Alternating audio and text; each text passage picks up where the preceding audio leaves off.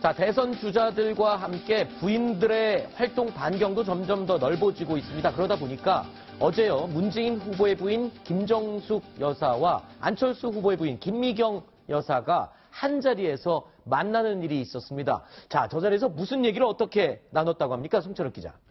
네, 뭐 두 사람이 만나서 어제 광주시청 평화의 광장에서 열린 광주시 부활절 연합 예배에 나란히 참석을 한 건데 이게 우연히 만났다고 합니다. 우연히 만나서 뭐 사실 이렇게 긴 대화를 나누진 않고 문재인 후보의 부인인 김정숙 씨가 먼저 뭐 수고하십니다 이렇게 인사를 했더니 안철수 후보의 부인인 김미경 교수가 뭐 고개를 숙여서 답례하고 악수를 했고 그다음부터 이 화면에서 보시다시피 좀 자리가 떨어져 있었기 때문에 뭐 특별한 대화가 오가지는 않았다고 합니다. 네.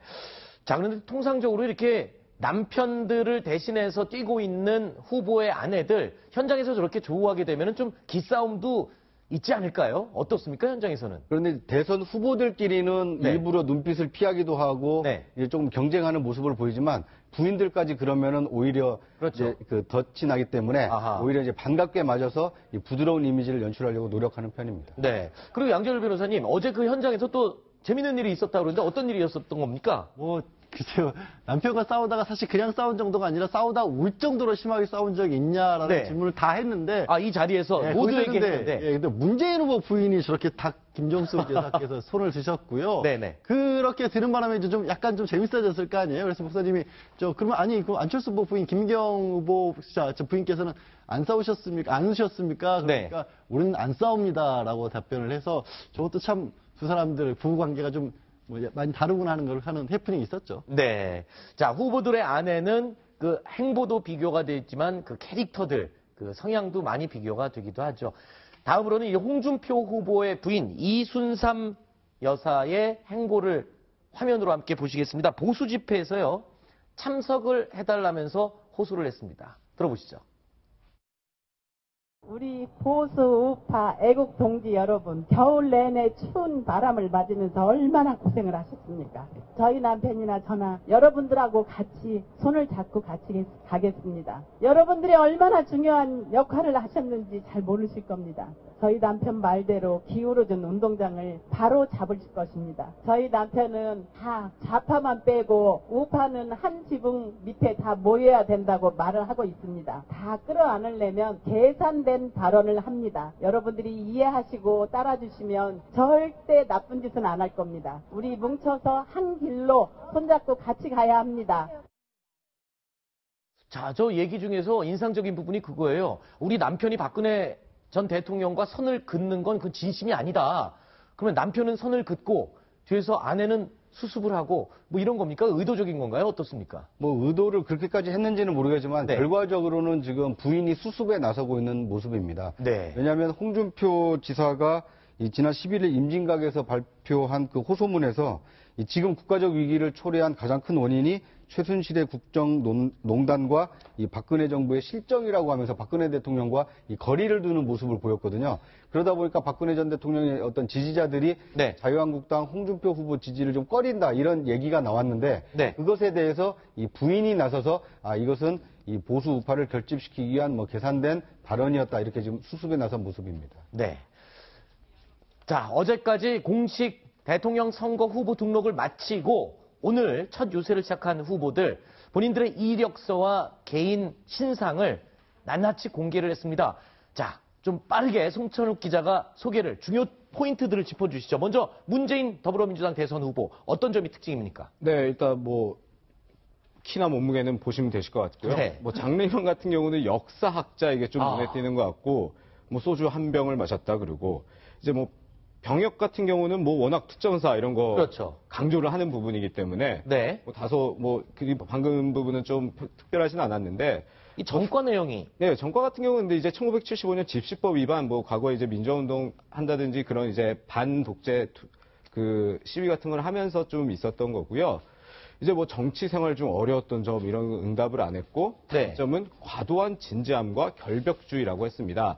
또 눈에 띄는 게 화가 났을 때 혼술을 한다고 이렇게 스스로 말씀을 하셨네요. 그러니까 정치 생활 중 어려운 점을 말 안 한 이유도 이걸 보면 알 수 있겠군요.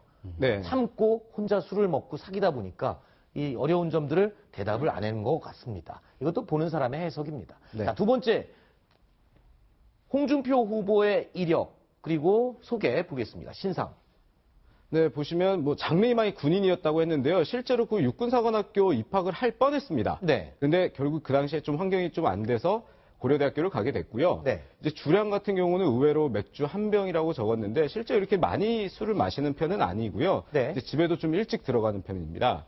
그런데 홍준표 후보는 검사 출신이잖아요. 상식적으로 저희 취재직 기자들 사이에 알려져 있기로는 검사 출신이면 술을 굉장히 잘 마시는 걸로 알고 있는데 많이 마시기도 하고요. 네. 그러니까 이제 저기 적혀 있는 주량은요. 네. 현재 주량일 겁니다. 현재 주량이요? 예, 그러니까 과거 검사 시절의 주량을 이거 평균 내서 적은 게 아니고 네. 지금은 뭐 맥주 한 병 정도 먹는다 이렇게 써놓은 것 같고요. 네. 이 홍 지사가 지금 올해 54년생이니까 62세거든요. 네네. 환갑을 조금 넘긴 나이인데 지금도 뭐 30대, 40대처럼 술을 먹으면 이 체력이 견디겠습니까? 어떻게 네. 보면 이제 가장 그 현재 뭐 먹을 만한 이게 그 주량을 적어놓은 것 같습니다. 네. 자, 그리고 병역은 지금 육군 이병 전역으로 돼 있어요. 네, 방위 출신입니다. 예, 알겠습니다. 이병 전역입니다. 다음 내용 볼까요? 자, 전과는 98년도 공직선거법 위반의 전과가 있고요. 네. 자, 지금 보면은 단점에 대해서 물어봤는데 나는 단점이 없다. 네. 라고 얘기를 하고 있습니다. 자, 이 부분은 우리 유권자들, 국민들이 어떻게 봐야 될까? 단점이 없는 사람이라고 스스로 평가를 하네요. 유권자들은 오히려 저런 과도한 자신감이 단점으로 느껴지지 않을까요? 아, 그런가요? 또 송찬욱 기자는 뭐 어떻게 보면 뭐 아까 포스터 얘기하다가 노이즈 마케팅 얘기도 나왔지만 어느 정도 네. 노이즈 마케팅이 있을 것 같고요. 그만큼 이제 홍준표 후보 같은 경우는 자신이 이제 서민 출신이고 흑수저 출신이고 근데 자신은 이제 여기까지 성공을 했고 이제 대통령 꿈을 꾸고 있다. 모두에게 희망을 줄 수 있다. 이런 점 때문에 본인이 이제 단점이 없다 이렇게 얘기를 한 것 같습니다. 네. 자, 그러면 안철수 후보의 신상 내용 보겠습니다. 자, 키 몸무게를 미공개로 했어요. 이거는 왜 그렇습니까? 다들 키하고 몸무게 공개하는 거는 뭐 그닥 중요한 정보가 아닌 것 같은데. 아까 보니까 없나요? 홍준표 후보도 169cm 정도로 나오거든요. 네. 안철수 후보가 그거보다 좀 작을 것 같습니다. 아하. 그리고 몸무게가 좀 더 나올 것 같아서 아무래도 자신한테 좀 단점인 부분을 좀 감추려고 했던 것이 아니냐 이런 생각이 드는데요. 네. 네, 다른 부분에서는 좀 재밌게 얘기를 했습니다. 네. 자신의 꿈을 과학자라고 했습니다. 실제로 그는 의사가 돼서 네. 그 꿈을 이룬 것 같고요. 네. 주량도 좀 특이한 것 같습니다. 금주 중이다 이렇게 얘기했습니다. 네. 그러니까 금주 중이면은 안철수 후보에 대해서 일반 시청자들께서 술을 못 마시는 것들로 알고 있는데 원래는 마실 줄 아는데 끊었었던 거지요. 뭐 18년 동안 술을 안 마셨다고요. 네. 뭐 실제로 그 가장 최근에 그 음주 사실이 밝혀진 거는 지난 1월이었습니다. 네. 그 안철수 후보가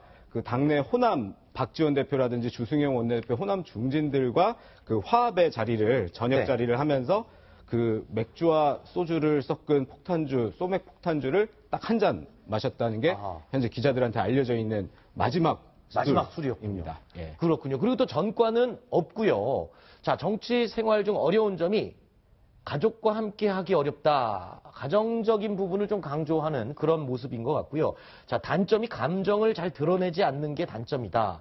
그리고 또 화가 났을 때는 운동을 한다. 굉장히 건전한 네. 그런 습관인 것 같습니다. 자, 다음 후보 내용 또 살펴보겠습니다. 유승민 후보의 신상 공개 내용입니다. 키 173, 체중 71kg의 혈액형은 A형입니다. 장래 희망이 법관이었고요. 주량이 소주 한 병. 병역은 육군 병장을 전역했습니다. 뭐 이렇게 크게 특이 사항은 없는 것 같습니다. 자, 다음 내용 볼까요? 자, 전과는 없고요. 정치 생활 중 어려운 점, 진심이 통하지 않을 때 어렵다. 자, 이 부분은 이 유승민 후보의 최근 정치 행보를 많이 반영한 그런 내용 같습니다. 네. 지금이 가장 어려운 점을 뭐 그렇겠죠. 통과하고 있다 이렇게 보지 않겠습니까? 네. 그러니까 본인이 박근혜 대통령을 배신한 것이 아니라 보수를 새로 세우려고 한 것인데 이 진심이 통하지 않아서 좀 어려움을 겪고 있다. 이런 뜻을 간접적으로 우회적으로 표현을 한 것 같습니다. 그리고 단점 가운데 특이한 게 생리가 몇 개 없다. 그러니까 치아가 좀 많이 안 좋은 것 같습니다. 치아 건강 상태가. 스트레스 때문에 이가 스트레스 빠질 때문에요? 정도의 스트레스라는 건데요. 근데 그 스트레스가 또 최근에 겪은 일이 아니고요. 네. 2006년도에 박 전 대통령을 지원하느라고 그때 아하. 당시에 힘들어서 이가 빠졌다는 겁니다. 그러니까 지금 두 개를 겹쳐놓고 보면 본인은 박 전 대통령 만드는 거에서 이가 빠질 정도로 고생을 했는데 진심이 통하지 않아서 정치를 어렵게 하고 있다는 게 참 아이러니하긴 하네요. 아, 지금 양지열 변호사가 이렇게 해석을 해줬습니다.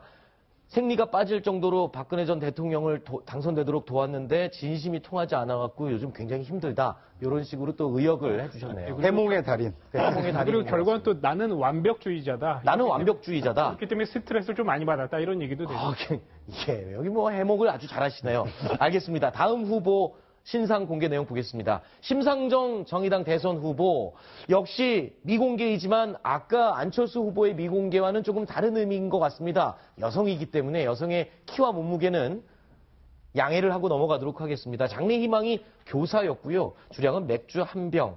재산이 가장 적은 것으로 지금 등록증에는 나와 있습니다. 병역은 당연히 해당 사항이 없고요. 다음 내용을 계속해서 볼까요? 전과 94년도 폭력행위처벌법 위반.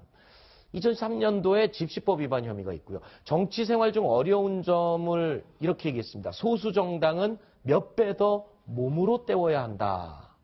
이 부분 간단하게 뭐 어떤 부분을 가장 힘들어하는 걸까요? 정치부 기자가 누가 얘기를 해주시죠. 뭐 사실 지금 의석수가 적기 때문에 그런데 똑같이 다른 당과 활동을 하려면 상임위 활동이라든지 하려면 1인 2역, 1인 3역, 4역 다 해야 되거든요. 지금 특히 이제 대선 때도 여러 직책을 맡아가지고 의원들이 역할을 해야 되기 때문에 그래서 이게 뭐 소수정당이 의원 수가 적다 보니까 1인 다역을 해서 어렵다. 이렇게 볼 수 있습니다. 네, 알겠습니다.